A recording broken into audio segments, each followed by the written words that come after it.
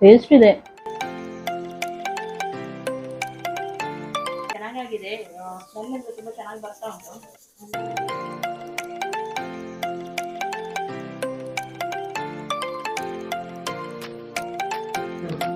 Okay, ಇವತ್ತು ಅರ್ಜುನ್ ಅವರಮ್ಮ ಕೈಮದ ಉಂಡೆ ಮಾಡ್ತಾರಂತೆ. ಸುಮಾರು ಸಲ ನಾವು ಕೈಮದ ಉಂಡೆ ತಿಂದಿದ್ದೀವಿ, ನಿಮ್ ಜೊತೆ ಕೂಡ ನಾನು ಶೇರ್ ಮಾಡಿದ್ದೀನಿ. ನಿಜವಾಗ್ಲೂ ನನಗೆ ಯಾವತ್ತು ಎಲ್ಲಿ ನಾನು ಹನುಮಂತ ಹೋಟೆಲ್ ಅಲ್ಲಿ ಎಲ್ಲ ತಿಂದಿದ್ದು ನಾವು ಬ್ಯಾಂಗ್ಳೂರಲ್ಲಿ, ಅದು ಚೂರು ಕೂಡ ಟೇಸ್ಟ್ ಇರ್ಲಿಲ್ಲ ಮಾತ್ರ. ನಾನು ಹೇಳಿದ್ದೆ ನಿಮ್ಗೆ, ಇವರು ಅಡಿಗೆ ತುಂಬಾ ಚೆನ್ನಾಗಿ ಮಾಡ್ತಾರೆ. ಬಿರಿಯಾನಿ ಕೂಡ ಶೇರ್ ಮಾಡಿದ್ದೀನಿ ನಾನು, ಇದು ಕೂಡ ಶೇರ್ ಮಾಡ್ತಾ ಇದ್ದೀನಿ. ಹಾಗೆ ನೋಡೋಣ ಏನೆಲ್ಲ ಹಾಕ್ತಾರೆ ಮಸಾಲ ಅಂತ ಹೇಳಿ. 1 kg ಕೈಮಾ ತರಿಸಿದ್ದೀನಿ ನಾನು. 1 kg ಕೈಮಾಕ್ಕೆ ಒಂದು 150 ಗ್ರಾಮ್ ಕಡಲೆ ಪುಡಿ ಮಾಡಿ ಹಾಕಿದ್ದೀನಿ. ಮತ್ತು ಇದು ಉಂಡೆಗೆ ಮಸಾಲೆ ತೆಗಿತಾ ಇದ್ದೀನಿ. ತೆಂಗಿನಕಾಯಿ, ಜನ ಜಾಸ್ತಿ ಇದ್ದಾಗ ಸ್ವಲ್ಪ ತೆಂಗಿನಕಾಯಿ ಜಾಸ್ತಿ ಹಾಕಿದ್ರೆ ತುಂಬ ಚೆನ್ನಾಗಿರುತ್ತೆ. ಒಂದು ಚಿಕ್ಕ ಚಿಕ್ಕದು ಒಂದು 10 ಮೆಣಸಿನಕಾಯಿ, ಮತ್ತು ಒಂದು ಸ್ವಲ್ಪ ಬೆಳ್ಳುಳ್ಳಿ, ಚೂರು ಶುಂಠಿ, ರುಬ್ಬೋದಕ್ಕೆ ಉಂಡೆಗೆ ಹಾಕೋದಕ್ಕೆ ಒಂದು ಸ್ವಲ್ಪ ಮೆಣಸು, ಇದು ಮೊಟ್ಟೆನೇ ಹಾಕಿ ರುಬ್ಕೊತೀನಿ.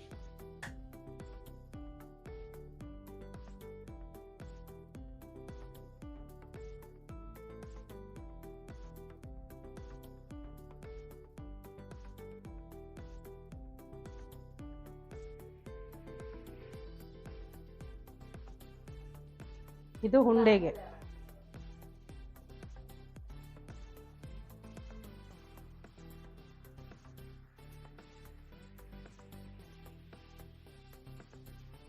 ಇದಕ್ಕೆ ಹಾಕಬೇಕು.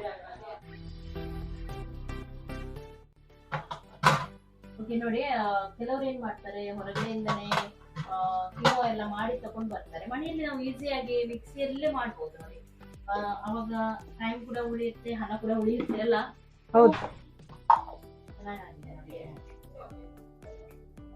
ತಕ್ಕಷ್ಟು ಉಪ್ಪು ಹಾಕ್ಬಿಟ್ಟು ಕಲಿಸ್ಬೇಕೆಲ್ಲ, ಕಲಿಸ್ಕೋಬೇಕು ಚೆನ್ನಾಗಿ.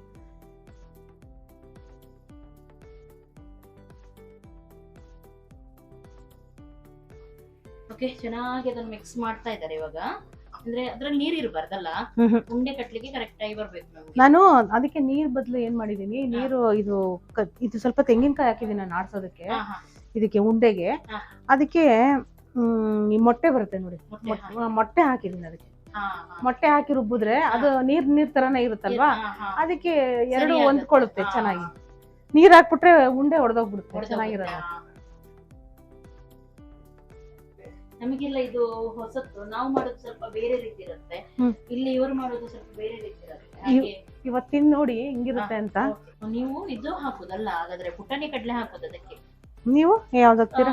ಕಡ್ಲೆ ಹಿಟ್ಟು ಹಾಕ್ತಾರಲ್ಲ ಕೆಲವರು. ಅಯ್ಯೋ, ಚೆನ್ನಾಗಿರಲ್ಲ. ನಾವು ಅದೇ ಎನಿಸಿದ್ದು, ಕಡ್ಲೆ ಹಿಟ್ಟು ಹಾಕ್ತಾರಂತೆ. ಚೆನ್ನಾಗಿರಲ್ಲ.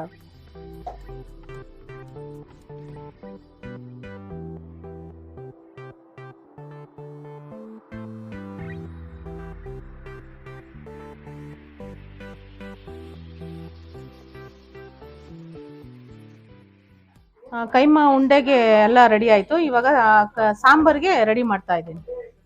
1 kg ಕೈಮಾಗೆ 1, 2,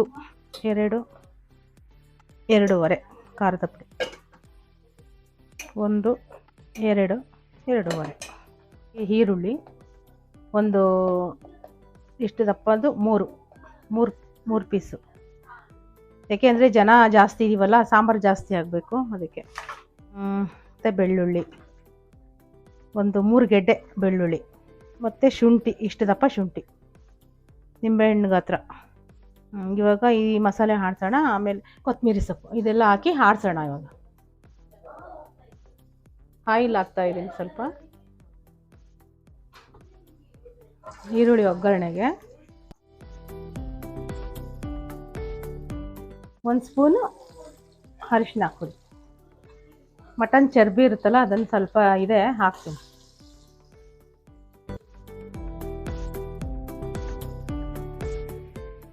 ನಾನು ಇದಕ್ಕೆಲ್ಲ ಚಕ್ಕೆ ಲವಂಗ ಜಾಸ್ತಿ ಅಷ್ಟಾಗಿ ಯಾವುದಕ್ಕೆ ಯೂಸ್ ಮಾಡಲ್ಲ. ಇದು ಗರಂ ಮಸಾಲ ಹಾಕ್ತೀನಿ.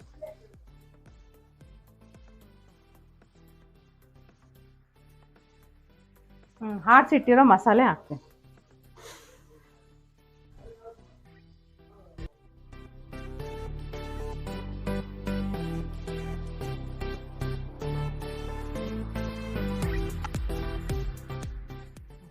ಖಾರ ಮಸಾಲೆ ಹಾಕಿ ನೀರು ಹಾಕಿದ್ದೀನಿ, ಸ್ವಲ್ಪ ಬೇಯಲಿ. ಇವಾಗ ಕಾಯಿ ಮಸಾಲೆ ಹಾಕ್ಬೇಕು ಇದಕ್ಕೆ.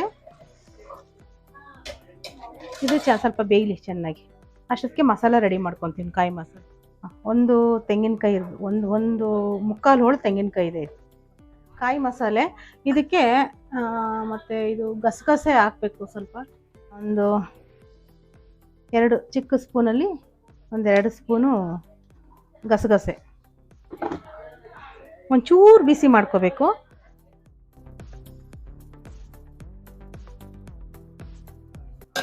ಇದಕ್ಕೆ ಹಾಕಬೇಕು. ಮತ್ತು ಚೂರು ಮೆಣಸು,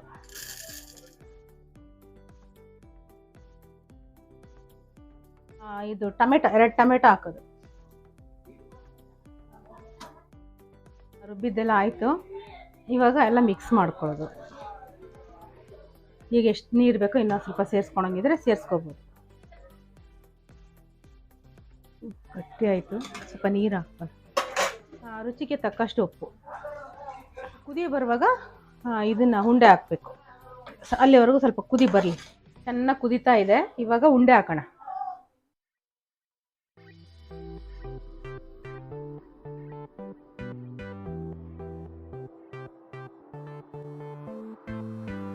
ಎಲ್ಲ ರೆಡಿಯಾಗಿದೆ. ಪ್ರಿಯಾರ್ಗೋಸ್ಕರ ಎಲ್ಲ ಫುಲ್ ರೆಡಿಯಾಗಿದೆ. ಇವಾಗ ಏನಿದ್ರು ಊಟ ಮಾಡೋದಷ್ಟೇ ಬಾಕಿ. ಓಕೆ, ಪಾಪ ಜಾಬಿಗೆ ಹೋಗ್ತಾರೆ ಅವರು. ಆದ್ರೂ ನಾವು ಬಂದಕ್ಕೆ ಬಂದು ಇದೆಲ್ಲ ಕಷ್ಟಪಟ್ಟು ಮಾಡ್ತಾ ಇರ್ತಾರೆ. ನನಗೆ ನಿಜವಾಗ್ಲೂ ಬೇಜಾರಾಗುತ್ತೆ. ಆದ್ರೆ ಅವರಿಗೆ ಖುಷಿ ಕೊಡುತ್ತೆ ಅಂತೆ. ಹಾಗೆ ಅವ್ರು ಹೇಳುದು ಇಲ್ಲಿ ಬರುವಾಗನೇ ಅವ್ರು ಎಷ್ಟು ಗಂಟೆ ಆಗುತ್ತೆ? 6 ಗಂಟೆ ದಾಟುತ್ತಲ್ಲ, 7 ಗಂಟೆ ಆಗುತ್ತೆ. 7 ಗಂಟೆ ಆಗುತ್ತೆ. ಅಲ್ಲಿ ಸಾಕಾಗಿರುತ್ತೆ ಅವರಿಗೆ. ಆಮೇಲೆ ಇಲ್ಲಿ ಬಂದು ಇವತ್ತೇ ಸ್ವಲ್ಪ ಬೇಗ ಬಂದಿದ್ದು ನಿಮ್ಗೋಸ್ಕರ. ಇದ್ರೆ ತುಂಬಾ ನೋಡಿ ಅವ್ರಿಗೆ ಕಷ್ಟ. ನಾನು ನಿನ್ನೆ ಕೂಡ ಅವರ ಕೈಯಲ್ಲಿ ಬಿರಿಯಾನಿ ಮಾಡ್ತಿದ್ದೆ, ಇವತ್ತು ಕೂಡ ಕೈ ಮದುವೆ ಮಾಡ್ತಿದ್ದೆ. ಚೆನ್ನಾಗಾಗಿದೆ. ಸ್ಮೆಲ್ ತುಂಬಾ ಚೆನ್ನಾಗಿ ಬರ್ತಾ ಉಂಟು. ನಾನು ಊಟ ಮಾಡ್ಬೇಕು. ಮಕ್ಕಳು ಕೂಡ ಆಗ್ತಾ ಉಂಟು. 10 ಗಂಟೆ ಆಗ್ತಾ ಉಂಟಲ್ಲ. ಟೈಮ್ ಆಯ್ತು. ನೋಡಿ ಊಟ ಮಾಡೋಣ. ಓಕೆ, ಇವಾಗ ನಾನು ಟೇಸ್ಟ್ ಮಾಡಿ ನೋಡ್ತೀನಿ ಯಾವ ರೀತಿ ಇದೆ ಅಂತ ಹೇಳಿ. ತುಂಬಾ ಚೆನ್ನಾಗಿ ಕಾಣ್ತಾ. ಅದಕ್ಕೆ ಹಾಫ್ ಬಾಯ್ಲ್ ಮೊಟ್ಟೆ ಕೂಡ ಕೊಟ್ಟಿದ್ದಾರೆ. ಅಂದ್ರೆ ಫುಲ್ ಬಾಯ್ಲ್ ಆಗ್ಲಿಲ್ಲ. ಅದು ತುಂಬಾ ಚೆನ್ನಾಗಾಗುತ್ತೆ ಅಂತ. ಅದಕ್ಕೆ ಇಲ್ಲಿ ನೀವು ನೋಡ್ಬೋದು ನೋಡಿ, ಒಳಗಡೆ ಬಾಯ್ಲ್ ಆಗ್ಲಿಲ್ಲ. ಇದು ಇದಕ್ಕೆ ತುಂಬಾ ಚೆನ್ನಾಗಾಗುತ್ತೆ. ಕಾಂಬಿನೇಷನ್ ತುಂಬಾ ಚೆನ್ನಾಗಿದೆ ಅಂತೆ. ಹಾಗೆ ನೋಡೋಣ. ಅಮ್ಮನ ಕೈ ರುಚಿ ಯಾವಾಗ್ಲೂ ಚೆನ್ನಾಗಿರುತ್ತೆ, ಯಾವ ರೀತಿ ಮಾಡಿದ್ರು. ಯಾಕೆಂದ್ರೆ ತುಂಬಾ ಪ್ರೀತಿಯಲ್ಲಿ ಮಾಡಿರ್ತಾರಲ್ವಾ.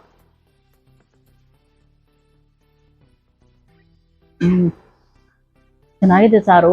ಖಾರ ಇದೆ, ಖಾರ ಇಷ್ಟ ಆಗುತ್ತೆ. ಹಾಗೂ ವೈಟ್ ರೈಸ್ ಅಲ್ವಾ, ತುಂಬಾ ಚೆನ್ನಾಗಾಗುತ್ತೆ.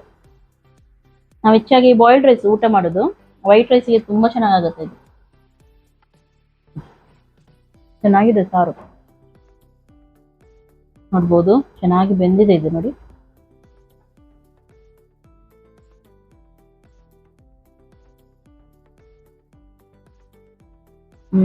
ಟೇಸ್ಟ್ ಇದೆ.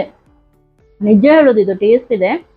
ಇಲ್ದಿರ ಒಂಥರ ರಬ್ಬರ್ ತಿಂದಂಗೆ ಆಗ್ತಾ ಇತ್ತು. ಬೇರೆ ಕಡೆ ನಾನು ಕೈಮದುಂಡಿ ತಿಂದಿದ್ದೆ, ಆದ್ರೆ ಇದು ಮಟನ್ ಇದೇ ತಿಂದಂಗೆ ಆಗುತ್ತೆ, ಮಾಂಸನೇ ತಿಂದಂಗೆ ಆಗುತ್ತೆ. ತುಂಬಾ ಚೆನ್ನಾಗಿದೆ, ಚೆನ್ನಾಗಿ ಮಾಡಿದ್ದಾರೆ. ನೀವು ಖಂಡಿತ ಟ್ರೈ ಮಾಡಲೇಬೇಕು ಈ ರೆಸಿಪಿಯನ್ನು. ಟ್ರೈ ಮಾಡಿ ಹೇಳಿ ಯಾವ ರೀತಿ ಆಗಿತ್ತಂತ ಹೇಳಿ.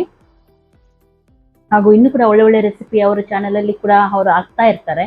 ಹಾಗಾಗಿ ಜೇನು ಸ್ಟುಡಿಯೋ ಚಾನಲ್ ನೋಡಿ, ಒಳ್ಳೆ ಒಳ್ಳೆ ರೆಸಿಪಿ, ಬ್ಯಾಂಗ್ಳೂರ್ ರೆಸಿಪಿ ಬೇಕಿದೆ ಆದ್ರೆ ನಿಮಗೆ.